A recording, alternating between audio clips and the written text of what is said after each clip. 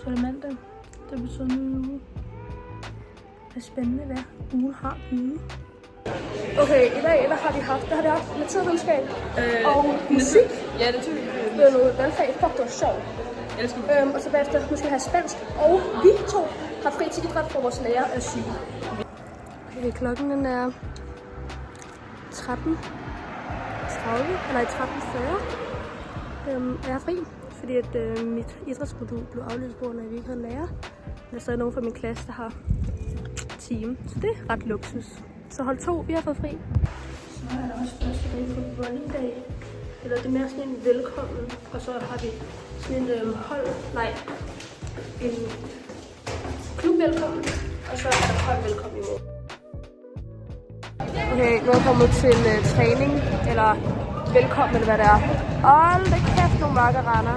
Jeg er træt. Vi har spillet en kamp, og vi har vundet en kamp. Så vi blev færdige med at spille. Vi vandt det hele.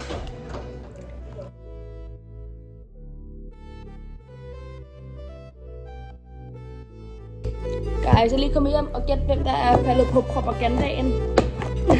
Det er vi. Det kan. Så skal vi åbne den her. Jeg har også fået den her. Det vil til sidst. Okay, så det er Big Energy. Så.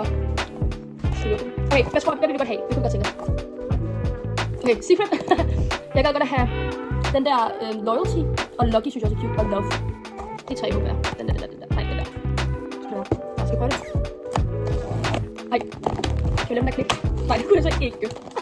Det er altså sådan, at den der klikke der. Får man det kort? Okay, det kort. Okay, nice. Hvorfor er det her så spændende? Og jeg har aldrig faldet på sådan noget her. Men det er min mors veninde, der købte fra Thailand. Så. Okay. Okay, så det er rigtig cute. Nej, crap. Jeg callede den. Hvor er den cute. Okay, jeg var bange for, at den var fiffig. Oh my god, hvor cute. Okay. Hvorfor er det næste? Okay, nej, det kan jeg ikke. Nej, det virker ikke. Guys, det virker ikke. Okay. Jeg ved ikke, hvad det er. Jeg ved det ikke. Ja! Nej, det er den der pink bule. Ej, hvor cute! Hvorfor er jeg så excited over det her? Guys, første minut done. Men den var færdig en halv time før, fordi vores lærer skulle daf. Så nu har vi en times pause. Men jeg tror altid, at jeg læser det her, fordi jeg kan ikke læse på the like guard. Eller jeg kan ikke rigtig filme modulerne, fordi det er så en telefonfri skole. Så jeg kan ikke lige forvente en blog fra selve klasseværelset. Og jeg tør heller ikke sådan stille med telefonen op. Hey guys! Nej, ain't no way. Så. Er det en god fri på skole.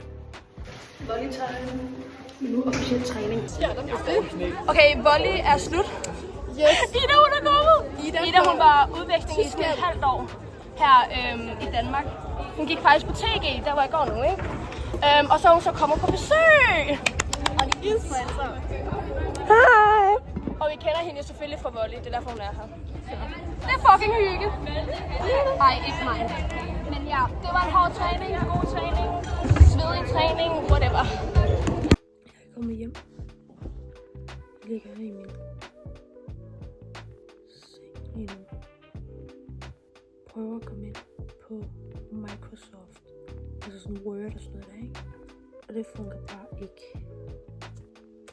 Altså jeg kan simpelthen ikke få det her til at fungere. Altså sådan. Jeg skriver min adgangskode ind, ikke? Men den fungerer bare ikke.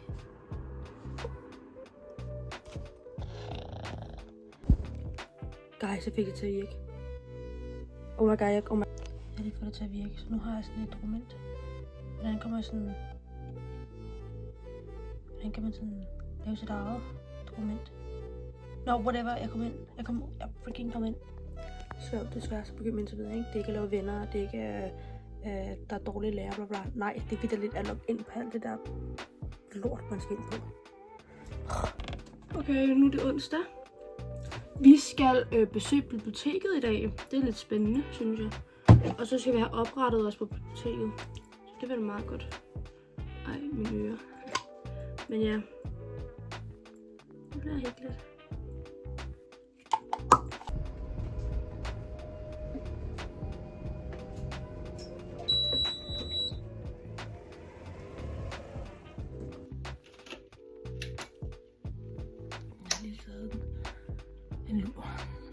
seriøst hver dag. Fordi jeg står op sådan noget klokken 5. Nej, 5:30 om morgenen, ikke? Hver dag. Fordi jeg skulle nå bussen 7:10. Og det lå ikke for hårdt. Jeg har jo boet sådan lige ved siden af min skole. Sådan siden første klasse. Nej, ikke siden første. Siden 2. 3. klasse, ikke? Og nu bor jeg bare røget langt væk, og det er fucking hårdt, og det kan jeg godt mærke. Jeg skal lade være med at bruge det her, men jeg kan godt mærke, at jeg bliver træt. Nu er det sådan en lur. Ej, i dag var faktisk en ret hyggelig dag, for vi havde musik, og så skulle vi sådan spille instrumenter. Jeg var scared. Og så havde vi matematik, det var meget let. Og så havde vi AP, det var hyggeligt, og så besøgte vi bibliotek og sådan noget. Det var lækkert nok. Oh my god. Men ja. Okay, vi er til idrætseksamen, ikke? Okay. Og vi er blevet delt op i hold. Okay, vi har lige spillet basket. Vi tabte, men det er okay. Vi var for gode, så det fortjente deres vind. Nu har vi 15 minutters pause, og så tror jeg, vi skal spille høvdingebold. Nå guys, vi skal spise nu. Vi har vundet 2, tabt 2. Vi har vundet tårtrækning og i høvdingebold. Guys, jeg har fået en frisbee i hovedet. Ej, det er faktisk okay. Men det er okay. Vi vandt dog. Jeg har fået is. Det er okay. Nu skal vi danse folkedans. Ja, så godt. Jeg kan se det. Vi tabte. Vi tabte bedstemorspillet, så det er okay. Slag! Guys, vores løbesøg er gået i gang. Det var hårdt. Guys, vi knæsvigtede. Det gik gå. Vi er blevet færdige med dagen nu. Ej, den kommer på sådan. Nå, vi er blevet færdige med dagen nu. Nu skal jeg hjem, og så skal jeg gøre klar til introarrangement, hvor vi skal være mexikanere, eller vi har mexikansk land. Okay, jeg er lige i gang med at gøre mig klar til det der, ikke? Uden make-up, det slet bare ikke. Men jeg har den her trøje på, som jeg også havde på så første skoledag. Jeg ved okay, ikke om det er sådan lidt underligt der på, men jeg tror ikke rigtig folk kan huske, hvad jeg havde på første skoledag alligevel. Så jeg tænker, det er ligegyldigt. Det er sådan en uge siden jo, så ja. Så skal jeg til introarrangement. Ej, Kaja, hun har min Mexico-hat. Og så det her lille outfit. Guys, fit check fra Mexico. Okay, room. Det var sgu lidt sjovere. Så det er lidt stilet, synes jeg. Ja, jeg tager jer. Fuck me. Fuck, hvor er I cute!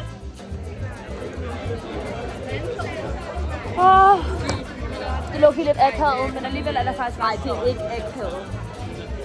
Ej, Prøv at se alle vores muchachos. Jeg kan ikke lade være med at sige det. Jeg kan ikke lade være med at sige avocado fra Mexico. Ej, det var godt. Jamen, Vi har lavet gætter grimasser. Det var fucking lort. Jeg tror snart, vi kommer igennem alle aktiviteterne. Det håber jeg, for det er ret hårdt det her.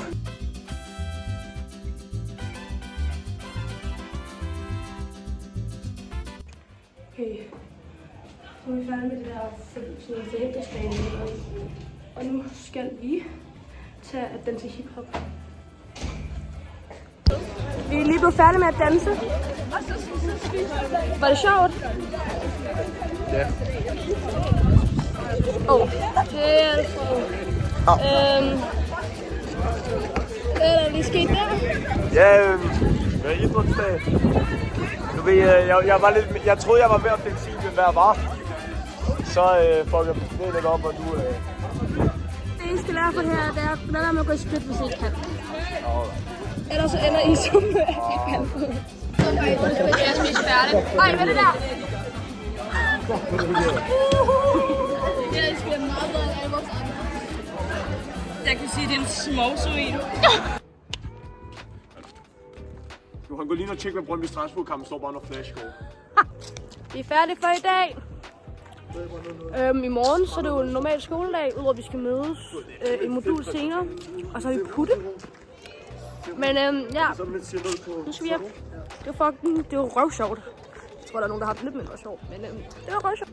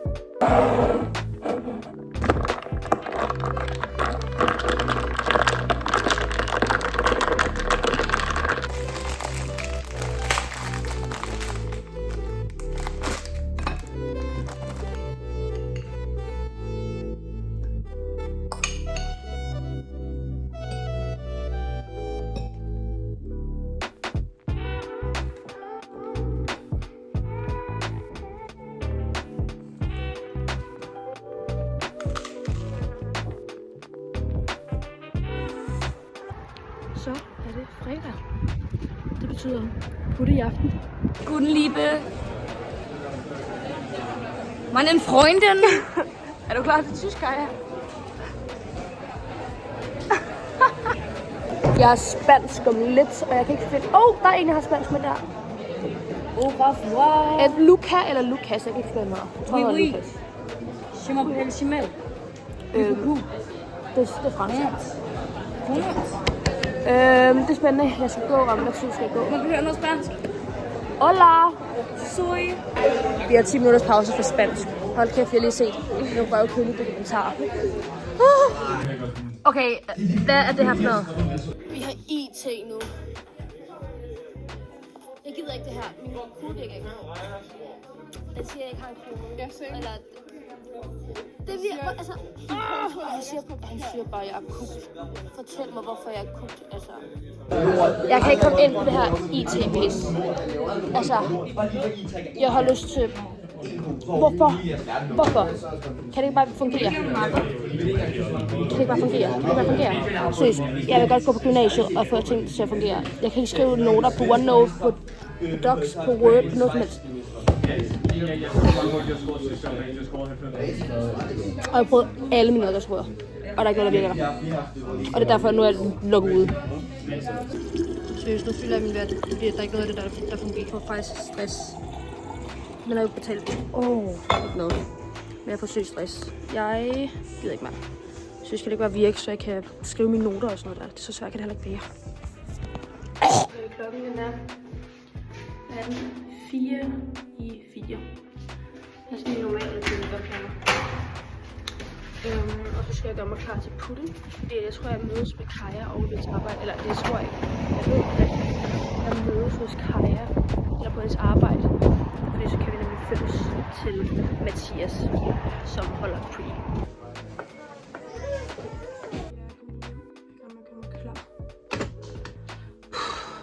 Seriøst. Jeg ved virkelig ikke, hvad jeg sådan skal tage på i aften, ikke? Fordi sådan... Det er low-key koldt i dag. Sådan, der er jo røvmeget vind. Men sådan... jeg ved det seriøst ikke. Der er vildt meget vind. Og jeg er... bare for at blive syg. Jeg vil ligesom ikke rigtig have fravær på gym. Og jeg gider heller ikke rigtig at lægge syg hen over hele weekenden. Men jeg skal jo have t-shirt på, for det er det eneste hvide, jeg har, som folk kan tegne på, ikke? Jeg vil jo godt tegnet på. Så det er lidt irriterende. Så ved jeg ikke, hvad jeg gør. Og jeg ved heller ikke rigtig, hvad jeg skal tage på i bukser, for jeg overvejer jo den om nederdel. Det tænker jeg var cute, men hvis det er frøvkoldt, så er det jo dumt at have shorts på. Jeg ved det seriøst ikke. Okay, jeg gør mig klar nu. Jeg skal hen til Kaja lige om lidt. Lige nu tror jeg, det er lidt koldt udenfor. Vi må se, hvad jeg gør senere. Det var og så, ja. Vi må se. Så jeg er på vej hen til Kaja. Men så det skal ikke noget. Nej, okay, jeg er snart færdig med den, ikke? Men...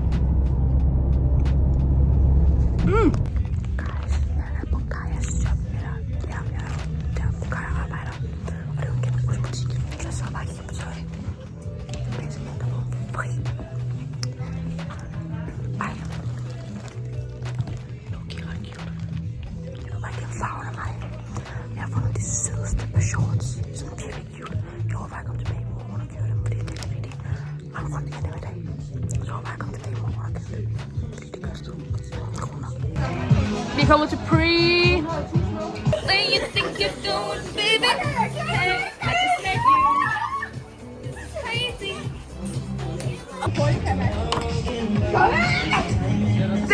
Vi er begyndt at skrive på trøjen nu. Det er ret stilet. Cuties! Altså, er det en video, eller er det et billede? Okay, klokken er nu 19:36, tror jeg. Jeg tror snart, vi skal tage afsted. For vi vil godt være der klokken 20, men jeg tror, at Loki ikke kommer. Vi er der klokken 20. Så vi må se, hvornår vi er der. Ej, min lille han er faldet af. Den er ikke god, den er ikke god. Guys. Proud Asian.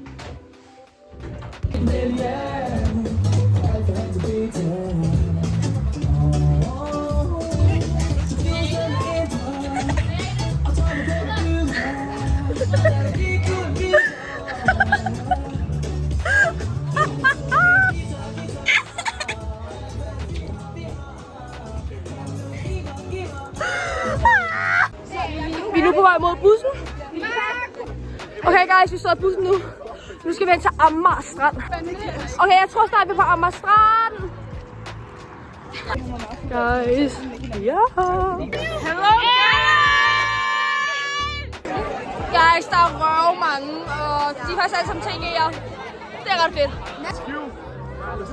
Ej, det er bare ulækkert. Nu går vi. Jeg kan ikke finde noget at skrive. Tak. Klokken den er 23:30, hvor der er røvkoldt. Jeg har lige taget min trøje på. Jeg har fået skrevet sygt meget, også lidt på halsen. Okay, I kan ikke se det endnu. Det må jeg lige vise dig, som kommer hjem, men det er røvsjovt. Altså, det er virkelig hyggeligt faktisk. Det værste, jeg tror faktisk godt.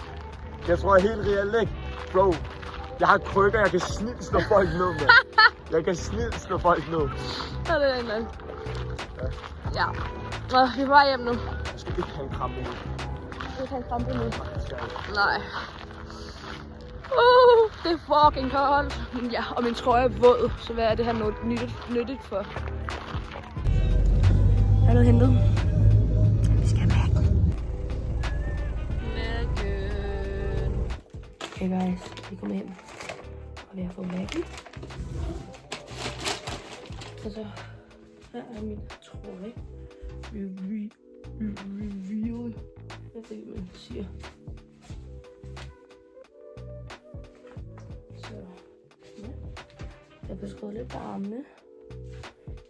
Ikke sådan super meget. Og så på min hals. Jeg tror på nakken, det kan jeg ikke huske.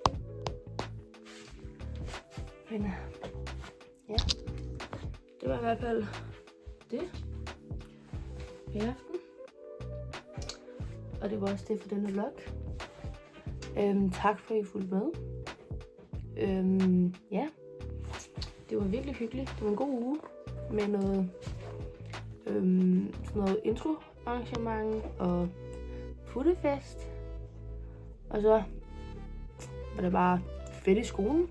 Så det er gode lektioner og gode lærer. Så ja, tak hvis I så med.